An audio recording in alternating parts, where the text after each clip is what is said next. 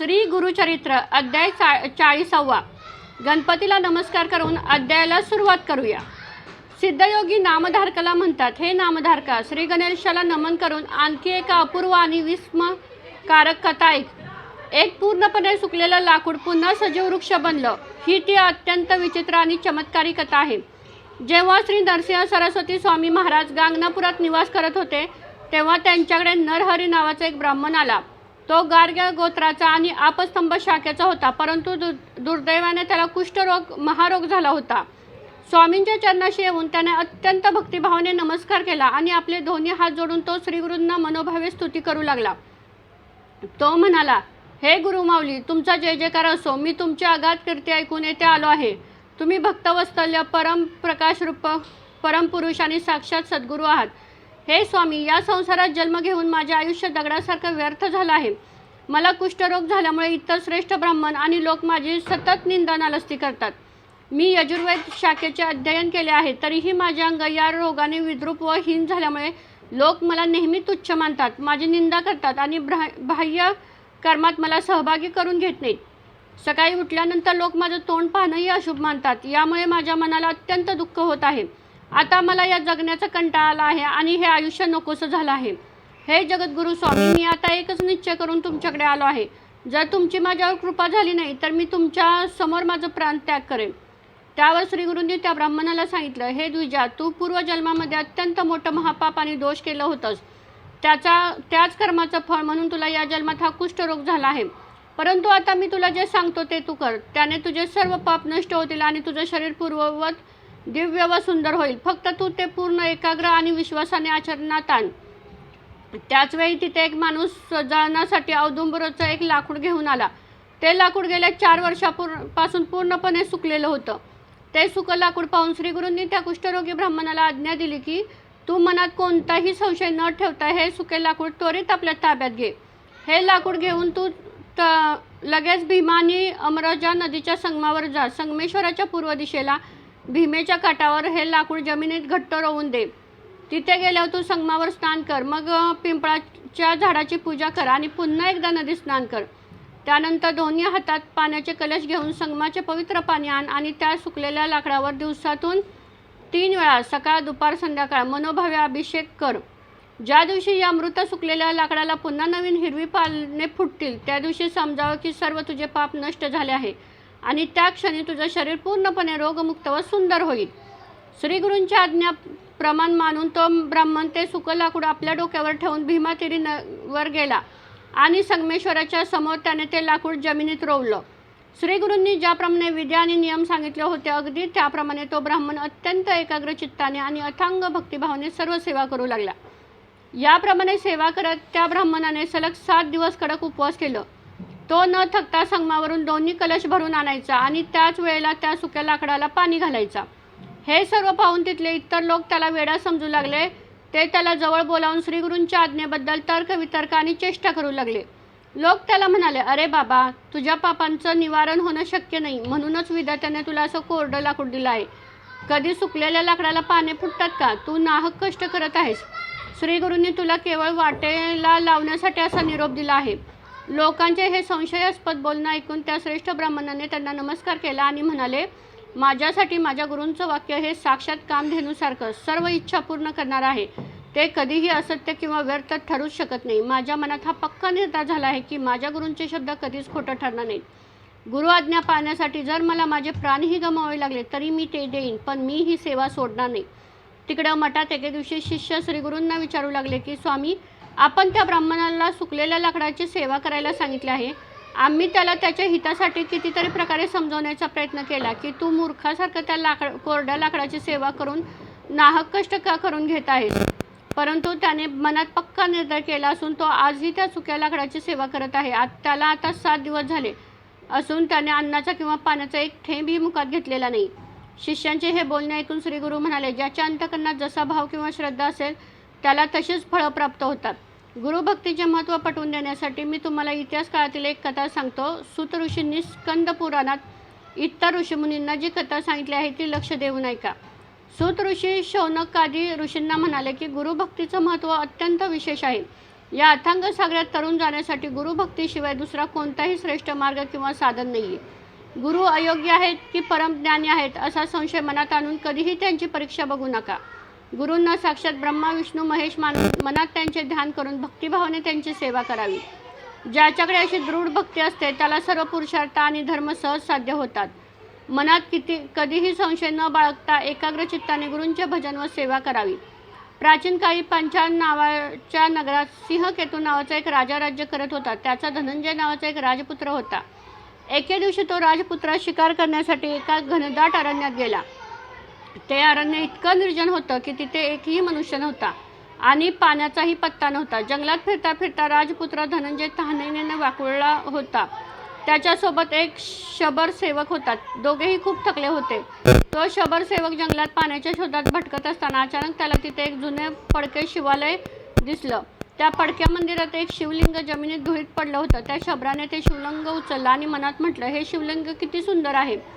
शबर राजपुत्राला म्हणाला, हे राजा, माझ्या मनात अशी तीव्र इच्छा निर्माण झाली आहे की मी रोज या शिवलिंगाची पूजा करावी, म्हणून मी हे उचललं आहे. राजपुत्राने त्याला गमतीनं किंवा सहज मार्गदर्शन करत सांगितलं की हे पाषाणाचे लिंग तू तुझ्या घरी घेऊन जा आणि रोज पवित्र होऊन पाने फुले वाहून याची पूजा करून घे. तू आणि तुझी पत्नी या दोघांनी मनोभावे याची पूजा करा. हेच साक्षात भगवान शिव आहेत असा मनात पक्का निर्धार ठेव. राजपुत्र पुढे म्हणाला, विविध प्रकारची सुगंधी फुले आणून ती शंकराला वाहा. धूप दीप लावून विधीपूर्वक पूजा कर आणि नैवेद्य म्हणून स्मशानातले भस्म अर्पण करा. स्मशानातलं जे भस्म असेल ते तू दररोज घेऊन येत जा. तेच शंकराला नैवेद्य म्हणून अर्पण करा आणि उरलेला भाग प्रसाद म्हणून तुम्ही दोघांनी भक्षण करा. अशा प्रकारे तो राजपुत्र नकळत त्या शबराचा गुरु बनला. शबराने राजपुत्राच्या शब्दांवर विश्वास ठेवला आणि त्यालाच आपली गुरु आज्ञा मानलं. काही काळ शबर आणि त्याची पत्नी याच नियमाने रोज शिवलिंगाची पूजा करत राहिले. परंतु एके दिवशी त्यांच्या भागात कुठेही चिताभस्म, स्मशानातली राखच मिळेनाशी झाले. शबराने चित्तभस्मासाठी आजूबाजूची 7 गावे पालती घातली, पण कुठेही कोणाचा मृत्यू झाला नसल्यामुळे त्याला भस्मच मिळालं नाही. तो निराश होऊन घरी परतला. शबराला प्रचंड काळजी वाटू लागली. त्याने आपल्या पत्नीला विचारलं, आता मी काय करू. आज जर शंकराला भस्माचा नैवेद्य मिळाला नाही तर माझा नियम मोडेल. त्यापेक्षा मी माझं प्राण त्याग करतो. माझ्या गुरूंनी मला अशी आज्ञा दिली आहे तसाच नैवेद्य अर्पण केला पाहिजे. जर तो मिळाला नाही तर माझी आजवरची शिवपूजा व्यर्थ ठरेल. पतीचे हे व्याकुळ बोलणे ऐकून शबरी हसून म्हणाली, तुम्ही एवढी काळजी का करता. मी तुम्हाला पूजेसाठी चित्ताभस्म मिळवून देते. ती म्हणाली, तुम्ही धीर धरा. आपल्या घरात भरपूर लाकडं आहे. तुम्ही त्या लाकडांना अग्नी लावा. मी स्वतः त्या चितेवर बसून स्वतःला जाळून घेईन. त्यामुळे तुम्हाला ताजे चित्ताभस्म मिळेल. तुम्ही देवाच्या नैवेद्यासाठी आनंदाने माझा बळी द्या, पण तुमचं व्रतभंग होऊ देऊ नका. असं ती अत्यंत समाधानाने आणि आनंदाने पतीला सांगू लागली. हा नश्वर शरीराचा कधी ना कधी नाश होणारच आहे. जर हे शरीर देवाच्या आणि गुरूंच्या कार्यात अर्पण होत असेल तर यापेक्षा मोठं भाग्य कोणतं. पत्नीचे हे अलौकिक विचार ऐकून शबर दुःखी झाला आणि म्हणाला, हे माझ्या प्राणप्रिय, गुरु आज्ञेसाठी मी तुझा जीव कसा काय घेऊ. पतीचे शब्द ऐकून ती स्त्री त्याला पुन्हा विनंती करू लागली, तुम्ही एवढे ज्ञानी असून या खोट्या संसाराच्या मोहात पडून असं का बोलत आहात. मनातील सर्व संशय सोडून द्या आणि मला त्वरित अग्नीच्या स्वाधीन करा. मी स्वतः आनंदाने तुम्हाला निरोप देत आहे. अशा प्रकारे शबरीने आपल्या पतीला विविध प्रकारे समजून तयार केलं. मग घरात लाकडे रचून तिला बसवले गेलं आणि अग्नी पेटवण्यात आला. पाहता पाहता अग्नीच्या ज्वालांनी रौद्र रूप धारण केलं. शबरीने तो अग्नीचा दाह हसतमुखाने सहन केला आणि तिचे शरीर जळून भस्म झाले. शबराने शांत चित्ताने तिचे ते ताजे चिताभस्म गोळा केला आणि शिवलिंगाची विधीपूर्वक पूजा केली. शिवलिंगाला भस्म लावून पूजा करताना शबर भक्ती इतका लीन झाला होता की त्याला आपली पत्नी जळून खाक झाली आहे याचंही भान राहिलं नाही. तो सर्व काही विसरून शिवधानात हरवून गेला.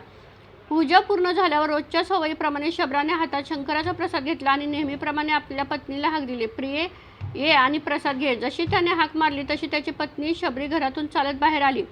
तिच्या या असीम गुरुभक्तीमुळे आणि त्यागावर साक्षात कृपाळू भगवान शंकर प्रसन्न झाले होते.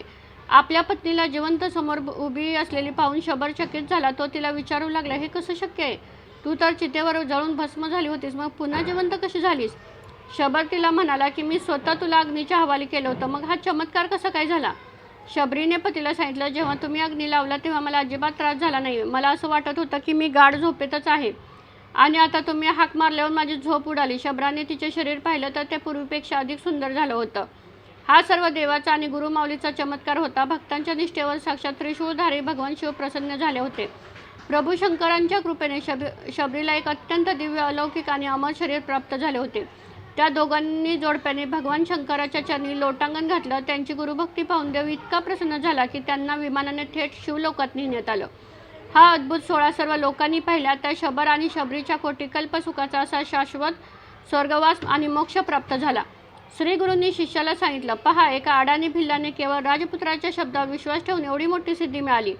मग हा ब्राह्मण तर माझ्या शब्दांवर पूर्ण निष्ठा ठेवून त्या सुक्या लाकडाची सेवा करत आहे. त्याची भक्ती कशी काय व्यर्थ जाईल?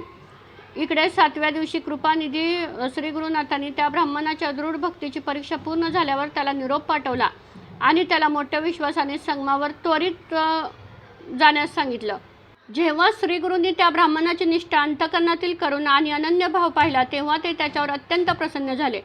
त्या ब्राह्मणाने आपल्या हातातील कमंडलू घेऊन संगमावर वेगाने स्नान केले आणि ज्या ठिकाणी ते सुकं लाकूड रोवलं होतं तिथे जाऊन संगमाच्या पवित्र जलाने ते लाकूड धुतलं.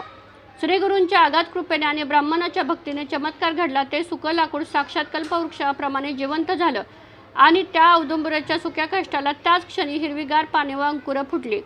तो सुकलेला खांब सजीव झालेला पाहून तो ब्राह्मण अत्यंत आश्चर्यचकित झाला. हा केवळ आणि केवळ श्रीगुरूंचा दिव्य प्रसाद आणि कृपेचाच परिणाम होता.